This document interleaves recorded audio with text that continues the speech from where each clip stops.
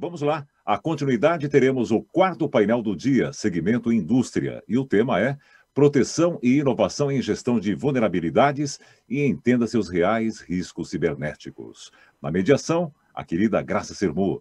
E como participantes, o engenheiro de cibersegurança da Tenable, Felipe Pinheiro, o CISO da Natura, Tiziano Benetti, o Head of IT para a América Latina da Cushman & Wakefield, Edson Sivieri, e o CISO da Gerdau, Vitor Sena. Sejam todos vocês muito bem-vindos. E agora o boa tarde da Graça. Oi, Graça. Olá, boa tarde a todos que estão no painel, nossos convidados. Boa tarde a vocês, a nossa audiência. Como eu brinquei aqui nós não paramos, né? Security Leaders não para, o pessoal até brincou, falei, aqui tá igual a Globo News, CNN, o pessoal falou, não, tá melhor. Vocês aí não mentem? Eu falei, não sei, né? Eu não sei, aí é com os CISOs. Eu aqui só faço perguntas.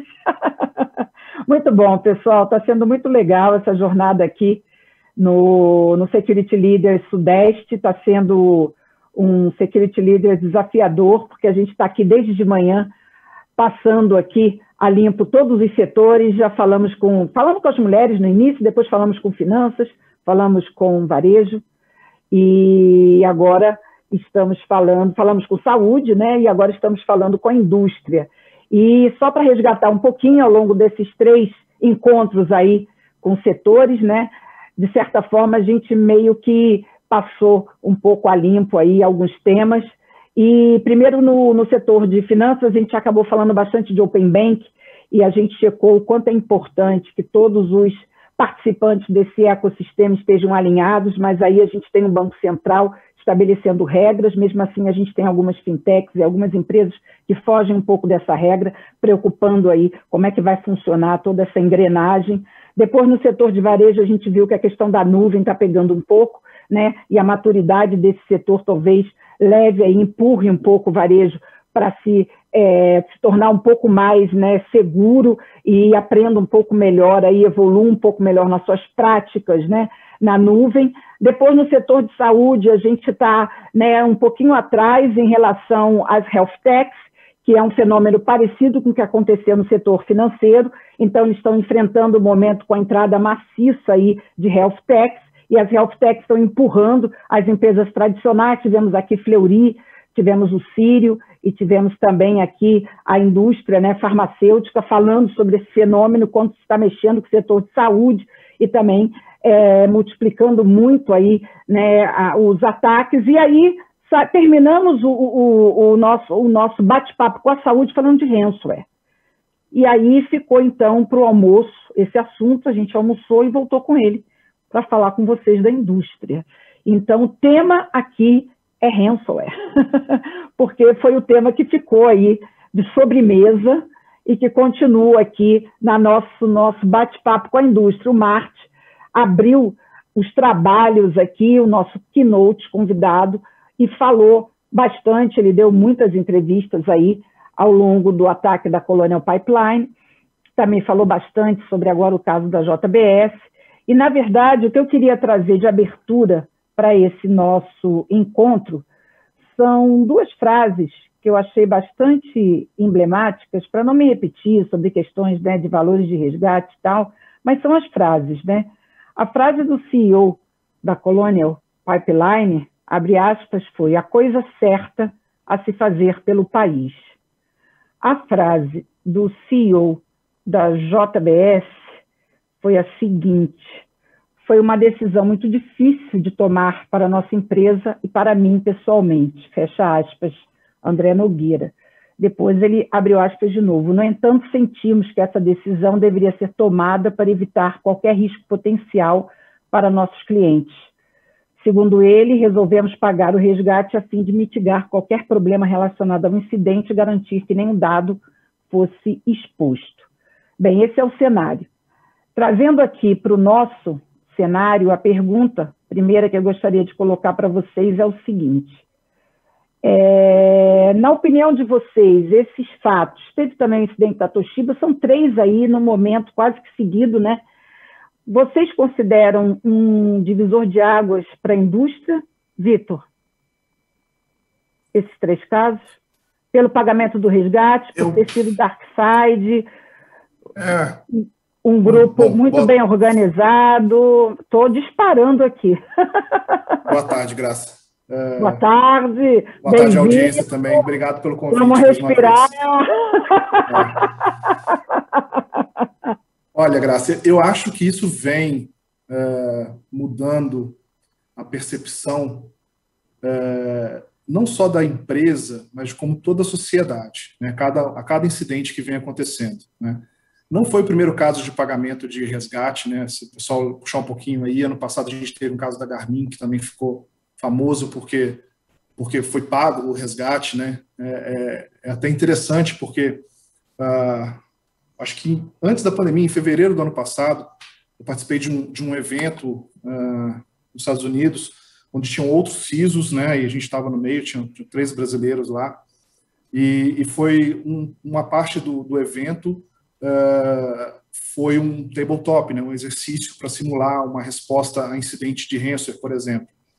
Em um dos cenários apresentados, e eu lembro, eu e mais um outro amigo, né, até o Glauco da Cielo, que também é conhecido de vocês aí, estava em um grupo com mais ou menos uns 8 americanos, né, e um cenário apresentado foi a empresa contaminada, né, a empresa parada, se a gente pagaria o resgate, né?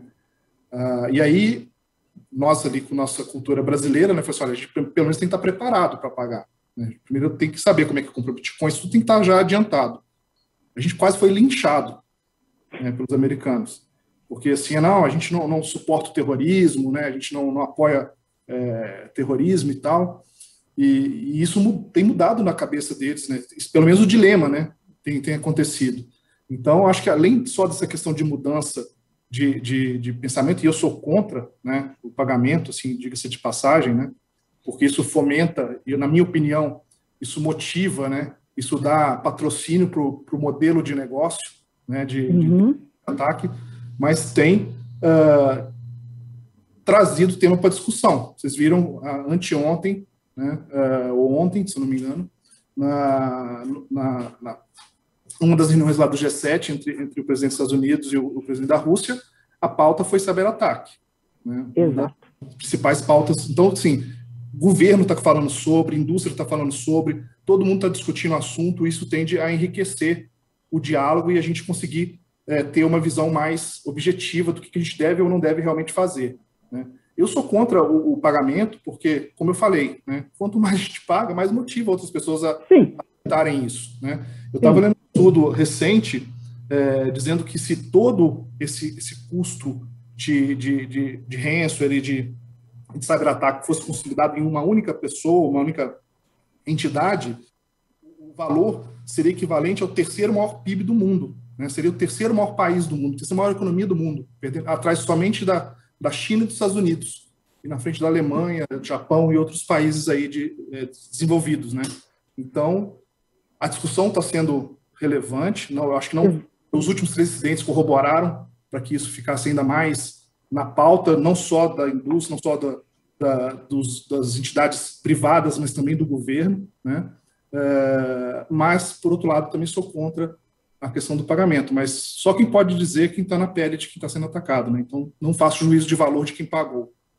Sim. Sim, mas com certeza é um momento, é um ponto de inflexão aí, né? É um ponto de disrupção, né? Exatamente. Tiziano, o que você acha desse momento aí e do quanto do que ele representa, né? Como o próprio Vitor falou aí, tem alguma coisa acontecendo aí no ar, né? Tem algo no ar aí diferente.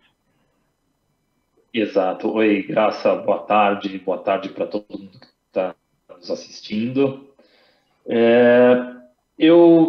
Existe um divisor de águas, eu não tenho dúvida, mas eu entendo que o divisor de águas não é um case ou outro, mas é a pandemia mesmo, né? Eu tenho dito nas minhas oportunidades com o board, com os executivos, a seguinte contextualização, que a pandemia ela direcionou o investimento criminoso do crime presencial para o crime digital.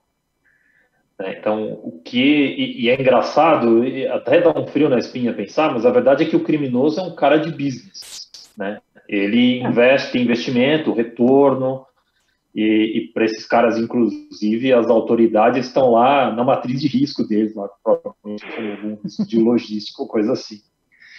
E, assim, o fato de esses últimos eventos terem acontecido com o DarkSide é um indicativo desse diagnóstico, porque o DarkSide, ele não lucra diretamente com os sequestros. Ele vende isso como um serviço. Exato. Então, o que a gente tem no mercado são criminosos tradicionais, grupos criminosos tradicionais que falam, vamos parar de assaltar banco, porque as pessoas não andam mais na rua e não vão mais nas agências, e vamos assaltar a empresa através da internet, até porque a maioria delas teve que fazer uma conversão digital às pressas em função da pandemia. Então, eu acho que esse é o grande ponto de inflexão. E o fato do DarkSide estar em alta mostra também isso. Então, tipo, não é o criminoso digital que está crescendo, mas é o outro criminoso que está usando esse serviço. E isso coloca todos nós num estado de ameaça muito maior do que a gente vivia até agora.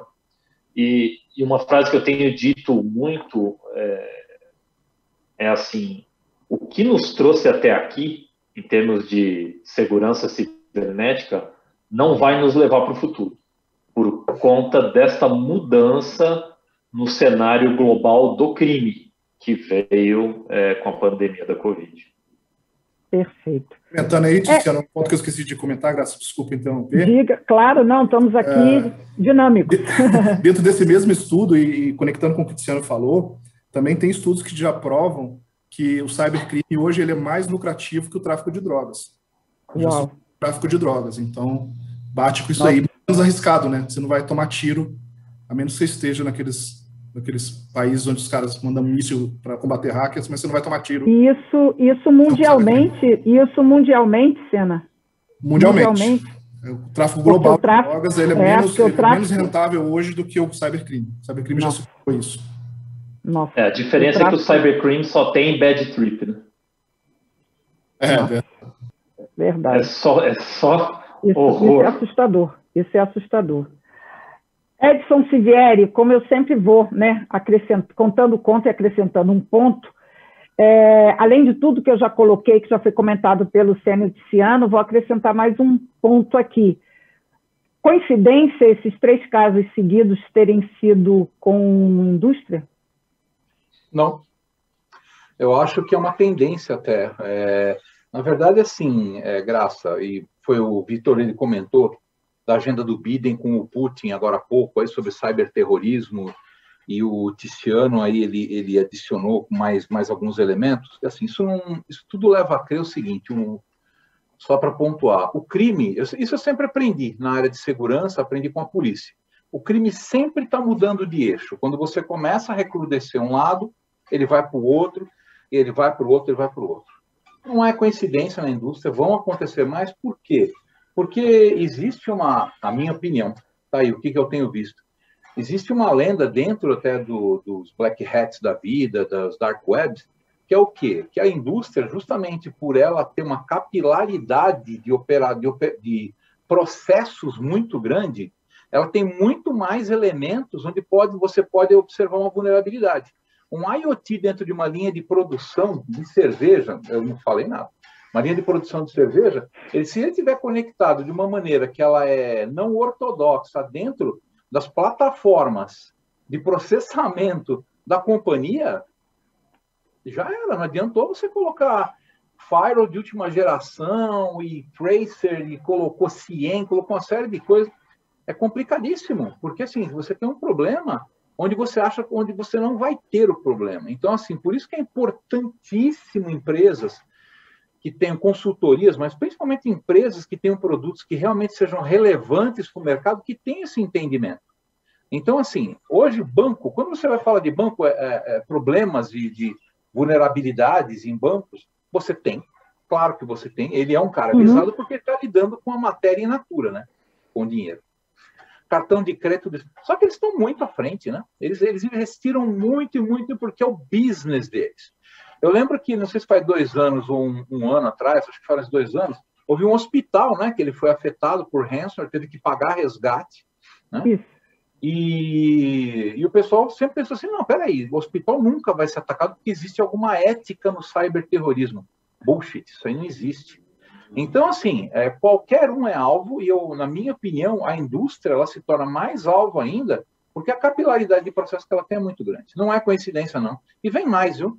E vem mais porque quantas indústrias nós temos hoje de médio para grande porte que tiveram que automatizar os seus sistemas por uma questão, sistemas que eu digo, sistemas de produção, né? Sistemas de produção, não estou nem falando de sistema financeiro, nada disso, mas sistema de produção por conta de quê?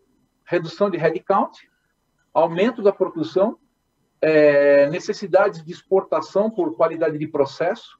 Então, esses caras investiram algumas coisas nas automações. Mas e o step back da segurança de informação? Como é que... quantos dispositivos nós temos hoje em IoT disponíveis na indústria e realmente ativos? Então, assim, não é coincidência. Eu acho que vai acontecer mais, sim. E aí, não é à toa, mais uma vez, que o Putin e que o Biden, eles estão discutindo a agenda cyberterrorista. Isso, porque... chegou nesse ponto, nesse nível a discussão, né? Inclusive, só a última palhinha é a seguinte, Graça. E os meios de fornecimento de energia? Exato. Controle de gás, hidrelétricas, usinas nucleares. Tem uma série de preocupações que elas têm que ser tomadas, porque depois a gente pode ter realmente hecatombe mundial. Não há limite para a criatividade do cyberterrorista, que é movido ou por ideologia, né? Ou então realmente por valores. É isso aí. Exato. Por isso também essas preocupações que, inclusive, envolvem geopolítica e tudo mais, né? Sim. Felipe, essa pergunta que eu fiz para o Edson, né, e que depois a gente rebate aí, tanto com o Senna quanto com o Tiziano, é extremamente preocupante. Então, para você, eu vou avançar mais um ponto. Você, que está acompanhando muito mais de perto, né, e a Tenable também, você acha que tem algum tipo de indústria mais propensa a ser atacada? Olá, Graça, boa tarde a todos, boa tarde à audiência. Eu não diria que existe uma indústria mais propensa, porém, os eventos que nós vimos recentemente, eles geram uma tendência de almejar indústrias e ambientes cada vez maiores, porque se eu não conseguir paralisar a operação, a mera quebra de perímetro e a ameaça, a possibilidade de que esse ataque pode chegar no ambiente industrial, vai fazer com que a empresa que não está devidamente preparada, e são raras as empresas que têm o devido preparo, que elas paralisem a operação, que elas interrompam os acessos. Você vê essa tendência comportamental desde 2017, com o WannaCry, com outros ataques emblemáticos. Você diz, então, grandes indústrias, indústrias com um perfil ou uma infraestrutura crítica ou indústrias globais, assim, indústrias que são marcas globais, você diria isso, né, na tua opinião? Que é um pouco que o Marte defende também, né? Exato, mas eu como atacante, eu posso adotar um mindset de que qual é a consequência de eu paralisar uma operação de uma empresa que tem, por exemplo, linhas de transmissão, ou controla linhas de transmissão de energia elétrica, embora a operação dela seja pequena, qual é o impacto para o usuário final e a pressão política que ela vai sofrer em pagar o resgate o mais rápido possível. E adentrando nesse tema geopolítico, o que eu vejo de diferente desde o ataque da Colonial, indo um pouquinho mais atrás, desde o ataque da SolarWinds e vindo aqui para Colonial, para JBS e para as outras empresas de ataques que nós estamos vendo, é a discussão sobre a responsabilidade do país e do governo sobre os grupos que atuam dentro do território deles.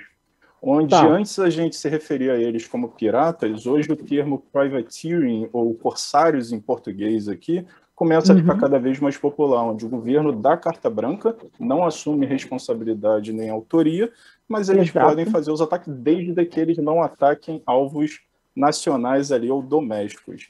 Então, isso gera uma preocupação muito grande. E conectando com o ponto do que o Tiziano e o Edson isso o Biden, isso a gente já está acompanhando, essas preocupações, o próprio Biden está tentando já conversar com Putin, essa coisa toda já está sendo aventada também, e já se discute essas coincidências, né, do Dark Side ter justamente Colonial para lá fornecimento americano, aí JBS para também americano, então, enfim, né, tem umas coisas aí por trás disso, mas na sua opinião, então, seriam indústrias com esse perfil, né?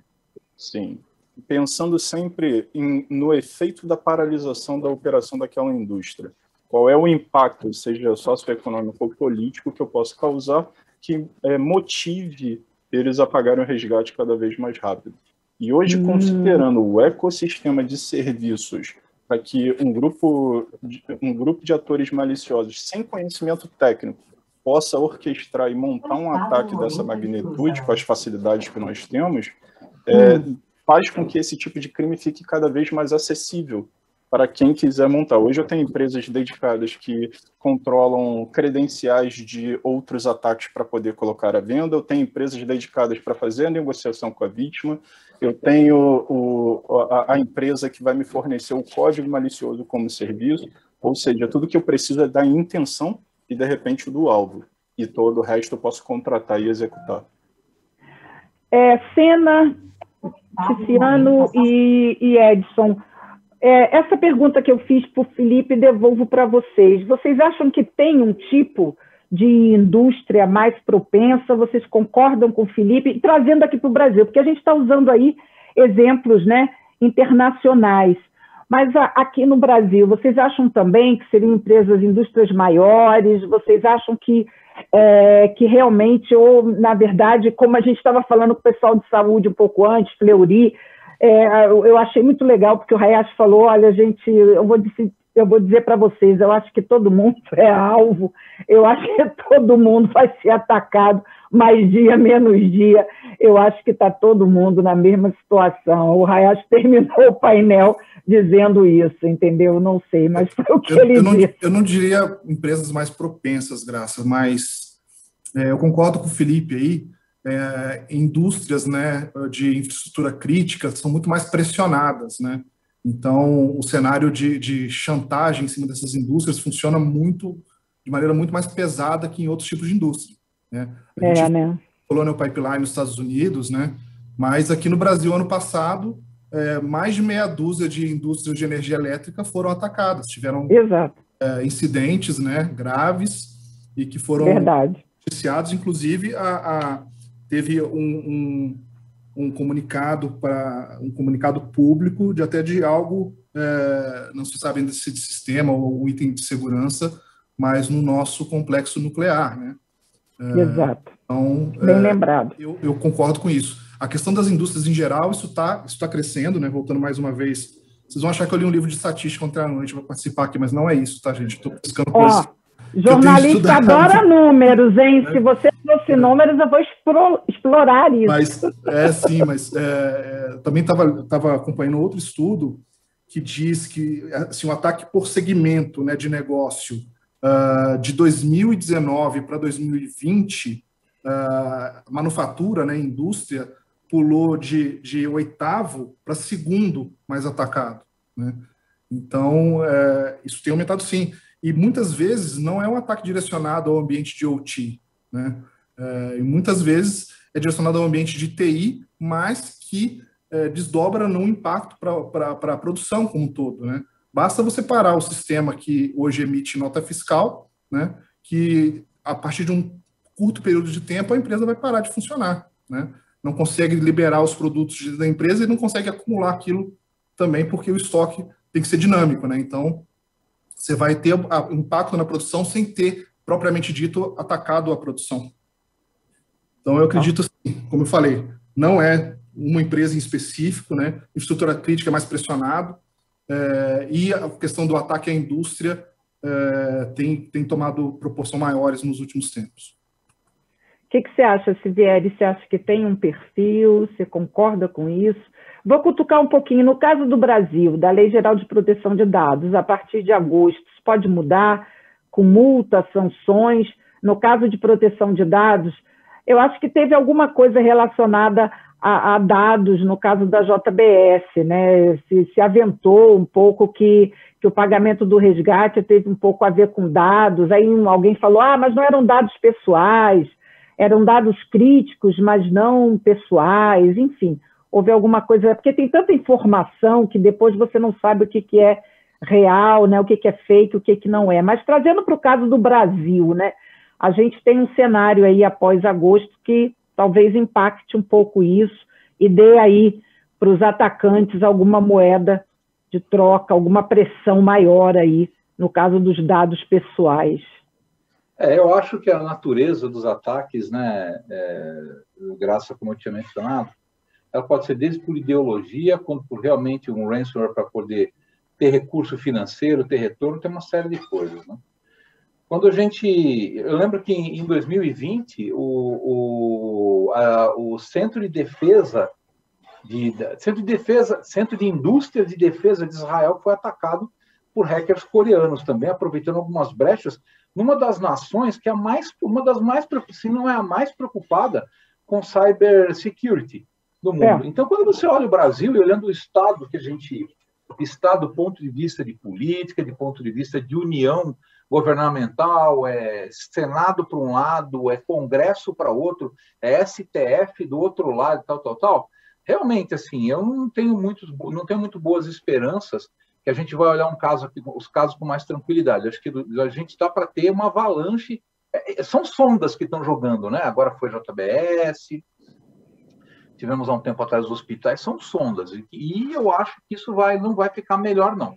O fato da LGPD é que, na verdade, assim, mexeu no bolso, o cara se mexe, né? Se você simplesmente por questão da visibilidade, nem tanto, mas mexeu no bolso, a pessoa se mexe. Vendo as multas que vão ser aplicadas agora, a partir de agosto, certamente tem muitas empresas se mexendo, mas quando você fala de empresa, não é só a empresa propriamente dita. Eu citei o exemplo do IoT porque foi o que aconteceu com a Amazon, né? Faz uns 2 ou 3 anos que as câmeras chinesas tinham uma vulnerabilidade que permitiram a exploração de privilégios dentro dos sistemas de análise de segurança por vídeo, né? Então, assim, quando eu falo em IoT, eu estou falando que lá na ponta da cadeia toda, se você tiver um dispositivo que ele não foi suficientemente pensado, né, para que ele tenha um back security muito bem feito, um backbone security muito bem feito, muito bem pensado, com políticas, essas coisas todas. Se você olhar a segurança como guarda-chuva, a gente vai apanhar. E as empresas no Brasil, elas vão apanhar. Acabamos de ver. Estamos falando aqui já JBS é enorme. Eu posso estar errado, é a primeira, a segunda maior empresa do mundo em processamento de proteína animal. Estou correto? Certo, pessoal? É uma das 3 maiores. É uma das 3 maiores, né? Olha, e aí, o que acontece? Os requisitos dela também vêm do lado de fora. Então, ela também tem que atender uma série de requisitos do lado de fora. Então, se uma empresa começa a ser atacada e houve sucesso, como é que fica a nossa empresa local? Como é que estão as nossas empresas? Por exemplo, o ramo da Cushman é serviços imobiliários. Só que nós temos uma linha de serviço grande em cima para facility management. Nós trabalhamos dentro dos nossos clientes de indústria, de galpão industrial, toda essa coisa. E lá nós levamos consultoria, inclusive de segurança, para saber, olha, como é que está a tua miscelânea do ponto de vista operacional, para poder tentar ajudar o cliente a olhar com uma maneira diferente. Olha, você está em risco aqui. E aí, Graça, para concluir, a indústria não é só ela, né? Não é só a empresa, é a cadeia de fornecedores toda dela, né? Então... você tocou num ponto que eu queria justamente passar para o Tiziano e depois chamar o Felipe para avaliar isso. Até agora a gente começou falando, né, do ransom em si, depois a gente passou pela questão do resgate, depois entramos no perfil de indústria, né, a ser atacada. Caímos aqui no caso do Brasil. Agora, Tiziano, tem 2 aspectos que eu queria que você comentasse. O perfil, né? O caso do Brasil, mas também o caso da imagem, né? Quando a gente está falando sobre esses ataques, a gente tem que levar em conta também isso. Por exemplo, você está numa empresa que ela tem, obviamente, todo mundo tem uma preocupação em relação ao valor financeiro de um eventual resgate, mas existe uma questão da imagem. A Natura trabalha hoje muito com a imagem, com a credibilidade da marca, né? É uma marca que procura estar muito associada à credibilidade, né? É uma marca que está muito associada à natureza, a questões sociais, a gente percebe isso em todas as campanhas da empresa, né? E isso é uma coisa que importa muito. Então, a gente vai daqui a pouco, né, e já está vivendo, né, um momento de proteção de dados e tudo isso, mas daqui a pouco tem multas, enfim, a gente vai aí seguir também um caminho onde não fica bem, talvez não pegue bem, né, para uma empresa de bens de consumo ter sua marca associada, né, a algo dessa linha, além das multas. Então, assim, tudo isso também preocupa, né, sob o ponto de vista de uma empresa de bens de consumo. Então, as indústrias de bens de consumo que têm uma marca forte para os consumidores, essa preocupação também é grande para esse perfil de indústria, não, Tiziano? Com certeza. Eu diria que, se não for o mais, é um dos mais valiosos ativos que a Natura tem, é a sua marca. Até porque os bens de consumo, né, a menos que sejam aquelas coisas de ultra necessidade, o consumo deles sempre vem através de uma identificação, com a mensagem que a marca traz e a pessoa se sentir conectada, né, e a Natura tem valores que eu pessoalmente admiro muito, né, que me motivam muito a estar aqui. E são valores de vida, de bem-estar, né? Exato. São coisas que todos querem, né, para si. E essa conexão é muito importante. Claramente, assim, estar numa crise não é o que vai prejudicar tanto a sua marca, mas como você lida com isso, como você reage com isso, como você mantém a sua integridade no momento da crise. E essa situação do ransomware, né, que a gente vê muito acontecendo, e pior, né, a evolução dele, que o pessoal chama de double extortion, né, que é os criminosos que eles não criptografam os seus dados, eles criptografam e ameaçam divulgar os seus dados privilegiados, né, confidenciais, pessoais, etc. E tal. Isso tem um casamento na análise pragmática quando você tem o resgate de um lado e a multa da LGPD do outro, né? Existe isso, mas existe também a pesagem ética, né? Que é o que vai afetar a sua imagem ou não. Então, é um cenário muito complexo, né? É um cenário de uma reflexão que passa por todo o seu business, toda a sua história, a sua relação com a sociedade, né? E é uma coisa bem complicada. Então, esses criminosos, eles têm... Essa é uma máquina de ganhar dinheiro. Eu concordo que existe um movimento geopolítico, né? Eu já tive em alguns eventos de cyber warfare, é um negócio assustador, né? O que rola nesta dimensão. Exato. Mas aqui no nosso mundo de mercado, é uma operação de grana. Sim, né? De business, né? Exatamente. Exatamente. E aí, atentar contra a imagem, contra a operação ou contra a sua integridade regulatória são os pontos de pressão que o criminoso sempre vai usar. E é muito importante ter esse equilíbrio, né? A análise pragmática está em qualquer negócio, mas é muito importante considerar todos esses outros fatores do ambiente. Exato.